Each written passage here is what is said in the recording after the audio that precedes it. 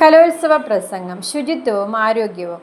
മാന്യ സദസ്സിന് നമസ്കാരം. ഇന്നത്തെ പ്രസംഗ വിഷയം ശുചിത്വവും ആരോഗ്യവും എന്നതാണ്.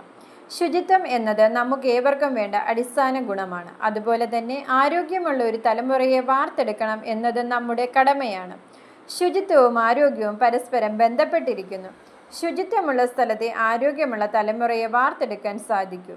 ശുചിത്വമില്ലായ്മയിലൂടെ പല ആരോഗ്യ പ്രശ്നങ്ങളും നമുക്കുണ്ടാകാൻ സാധ്യതയുണ്ട്. നമ്മുടെ ഏക സമ്പത്ത് നമ്മുടെ ആരോഗ്യമാണ്. അതില്ലാതായാൽ പിന്നെ എന്തിനു മറ്റുള്ള സമ്പത്ത്? എലിപ്പനി, വയറിളക്കം, മഞ്ഞപ്പിത്തം തുടങ്ങിയ പലതരം രോഗങ്ങളും നമ്മുടെ നാട്ടിൽ പടർന്നു പിടിക്കാൻ കാരണം നമ്മുടെ ശുചിത്വക്കുറവാണ്.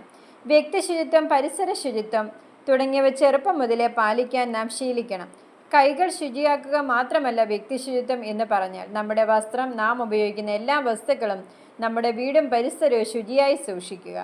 ഭാവി തലമുറയ്ക്ക് വേണ്ടി പ്ലാസ്റ്റിക് ഉപയോഗവും അതുപോലെ തന്നെ നമ്മുടെ മണ്ണിൻ്റെ ആരോഗ്യത്തിനായി പ്ലാസ്റ്റിക് വലിച്ചെറിയുന്നതും ഒഴിവാക്കണം. സർക്കാരിൻ്റെ ഹരിതകർമ്മ സേനയുടെ പ്രവർത്തനത്തിൽ പങ്കാളിയാകാൻ ശ്രമിക്കുക. ശുചിത്വ കേരളത്തിനായി കൈകോർക്കാം. ആരോഗ്യമുള്ള തലമുറയെ വാർത്തെടുക്കാം. നന്ദി, നമസ്കാരം.